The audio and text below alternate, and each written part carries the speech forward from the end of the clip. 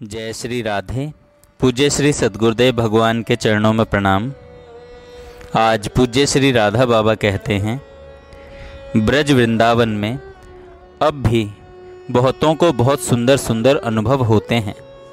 एक साधु थे, भगवान के दर्शन के लिए सब जगह घूमे पर कहीं कोई अनुभव नहीं हुआ।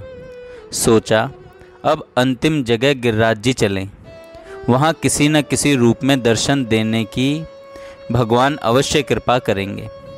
ब्रज में आए, न जान न पहचान। एकादशी का दिन था, फलाहार कहाँ मिले। एक बालक आया, बोला, बाबा जी मेरी माँ एकादशी करती है, ब्राह्मण जिमाने के लिए आपको बुला रही है। बाबा जी गए, बुढ़िया ने प्रसाद बड़े प्रेम से दिया। भर पेट खाकर फिर बोले, वह बालक कहाँ गया माई। बुढ़िया बोली, बालक कौन। वे बोले, जो हमें लाया था।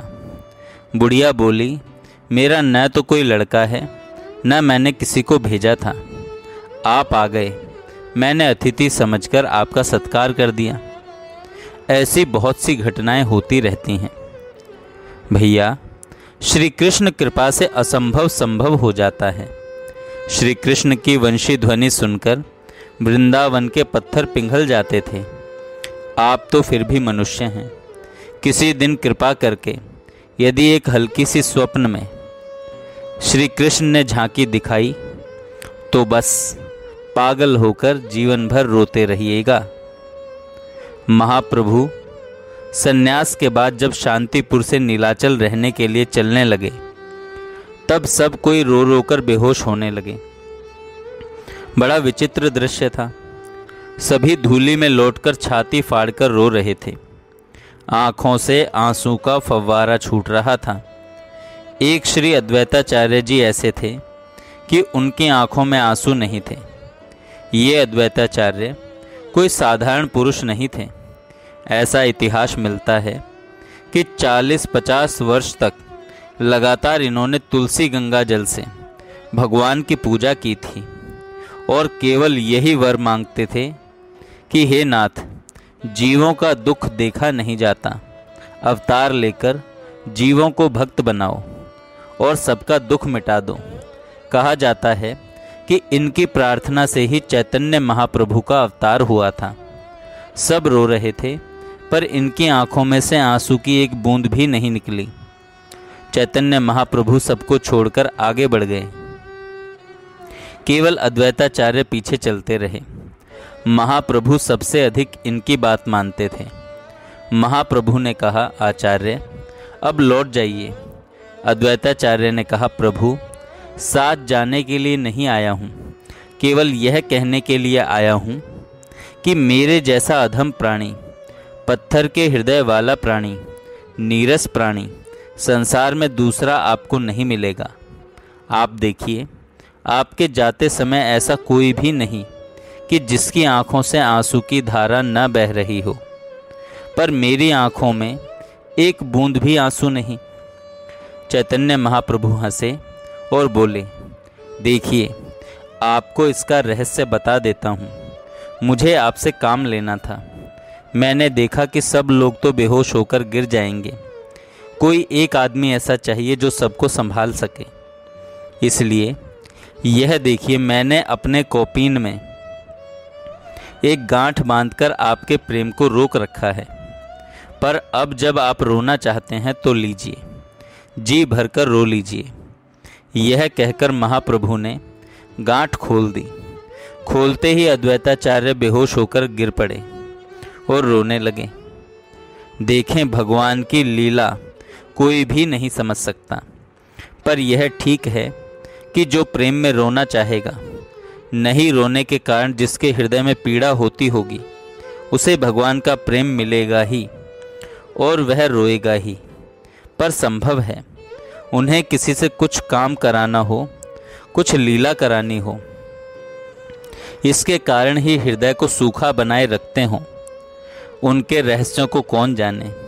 मनुष्य को अपनी ओर से एक ही काम करते रहना चाहिए, अत्यंत प्रेम से निरंतर उनका स्मरण करना चाहिए। कुछ साल पहले एक प्रेमी सज्जन वृंदावन गए थे। नाव पर घूमते हुए वृंदावन की सैर कर रहे थे। बारिश का मौसम था। यमुना जी में खूब पानी था। संध्या का समय था। इतने में खूब वर्षा हुई। टीले जमीन रास्ता दिखना बंद हो गया।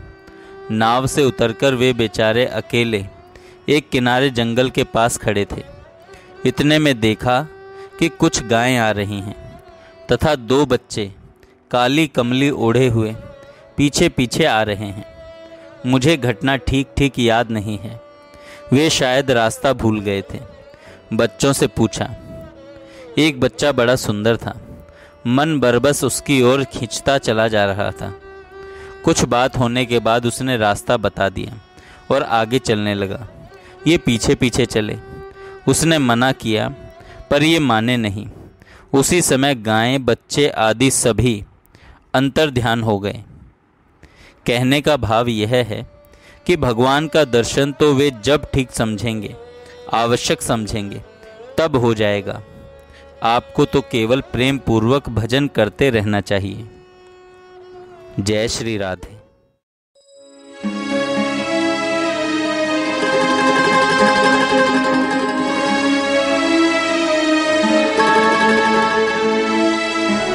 अब हरि एक भरोसा तेरो, अब हरि एक भरोसा तेरो, नहीं कछु साधन ज्ञान भगति कौन, नहीं कछु साधन ज्ञान भगति कौन, नहीं विराग उरेरो, नहीं विराग उरेरो, अब हरि एक भरोसा तेरो, अब हरि एक भरोसा तेरो,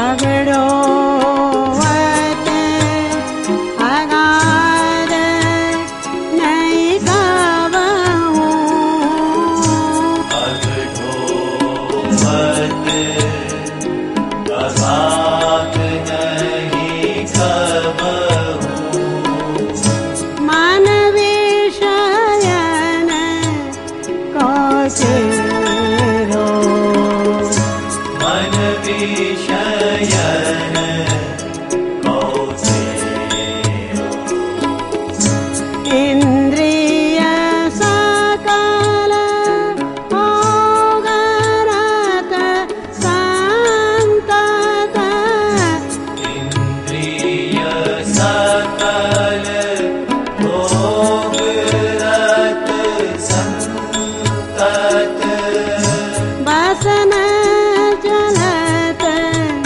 कछु मेरो, वसना चलत कछु मेरो, अब हरि एक भरोसा तेरो, काम क्रोध मद लोभ सरिस अति, काम क्रोध मद लोभ सरिस अति, प्रावल रे पूर्ण के घेरो, प्रबल रिपुर ते घेरो, परवश